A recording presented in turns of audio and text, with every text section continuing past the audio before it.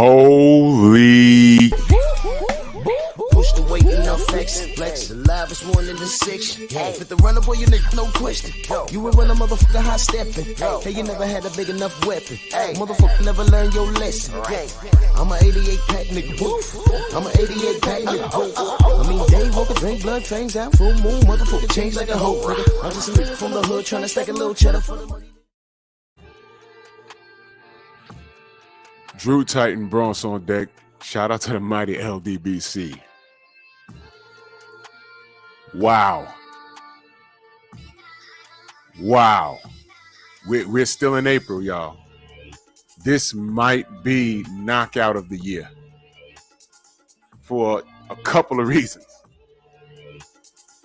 First and foremost, if you don't know by now, Fundora just got timbered. Wow.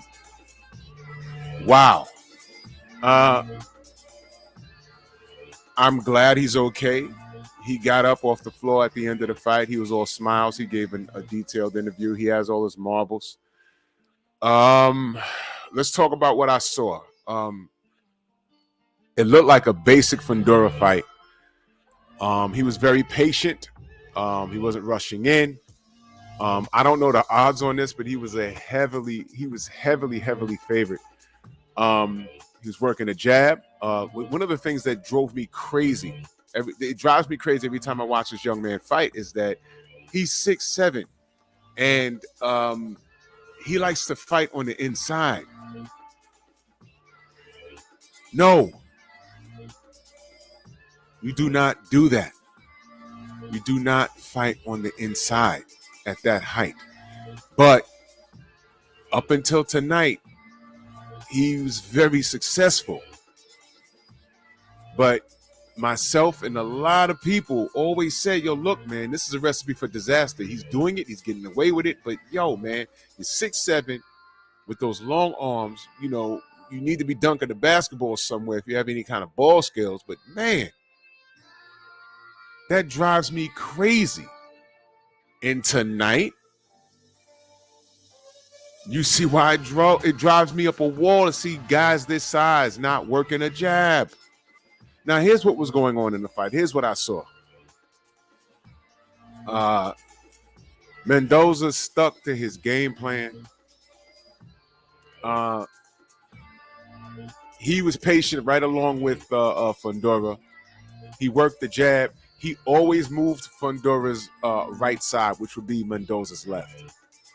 And every time Fundora would try to close the distance, let me tell you, Mendoza was on his P's and Q's. He would move to his left, which would be Fundora's right. Now, in the middle rounds, he started to close the gap. And Fundora is comfortable on the inside. It drives me crazy, but he's very comfortable on the inside. You saw him popping up uppercuts. When he's popping those uppercuts, he has a very good uppercut. And the tide started to turn. It started to turn into a Fundora fight. You know, he's patient. You know, work a little bit of a jab, just a little bit of a jab, but then get in the pocket and then rough him up. Because you gotta understand, there's nobody at 154 this height. So Fundora, a lot of his power, it's not that he has like killer pop. It's just that he's punching downwards, man. And it's very hard when you're punching upwards. You have to like hit this guy, you know, you have to swing wide. Now, what Mendoza was doing that was really good was that when he would try and duck under Fundora's jab, as he's stepping to his left, he was throwing a wild right. Not a wild right, but he was trying to time him, throw the punch in the chest, try and hit him in the chin while he's turning him. If you want to know a good example of that, if you go watch the Oliver McCall versus Lennox Lewis fight, the first one where he caught Lennox, Stormy pointed, and salute to Stormy B-Man, the sensei, he pointed out that in the camp, McCall worked on just throwing the punch at Lennox Lewis's chest because Lennox was out of position. So when Oliver McCall threw that punch to his chest, Lewis was out of position and it landed on his chin. And that was something that McCall's camp scouted. That was something that they saw. And it worked that night. Fundora had a lot of things going on with his style. I mean, he's an attraction. He's 6'7", right? And he's at 154. So people are looking at like WTF. But and listen, he'll dog you up on the inside. But I just don't like seeing tall guys on the inside where they don't need to be. And as you can see in this picture, this is why he didn't need to be there. Now, look, he didn't get dogged on the inside like. All right, he didn't get dogged on the inside. What happened was this.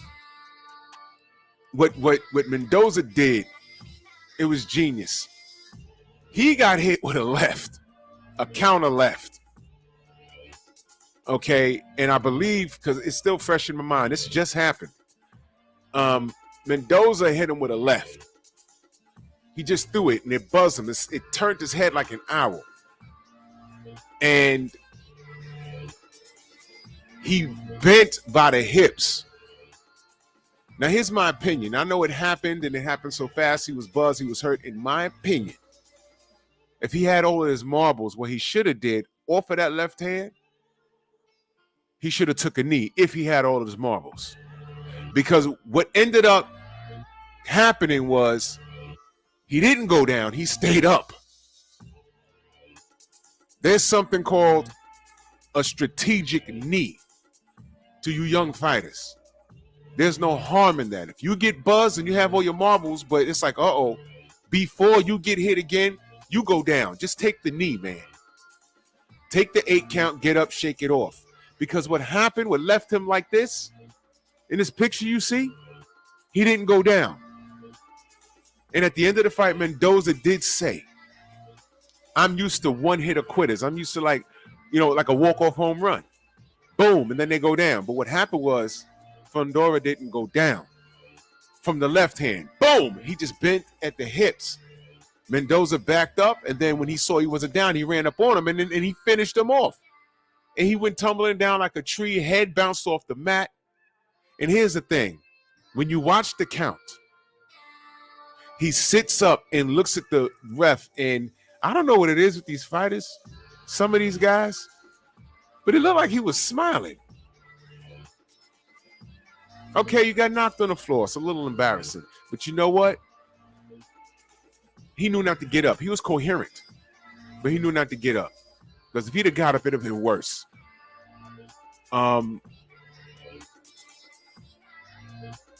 I believe that Erickson Lubin fight, because if you remember that fight, although he won it, he dropped Lubin early in the fight, but Lubin was able to come back and he dropped him late in the fight. Fundora was able to finish him off, but that was a hard fight, man. And it might be possible that fight did something to the Towering Inferno. It might be possible. He looked sharp early in this fight. Looked like it was turning into a basic Fundora fight. He was fighting on the inside. But I cringe every time I seen that. And tonight, you see why. He ended up playing into Mendoza's game. Right hand on the inside. He didn't fall, and then he finished him off. I'm glad he's okay, because the knockdown was violent. It was very violent. But salute to Mendoza, man. You did your thing. You deserve it. You might have gotten knockout of the year. And this has been a great night of boxing, man. So salute to Fundora.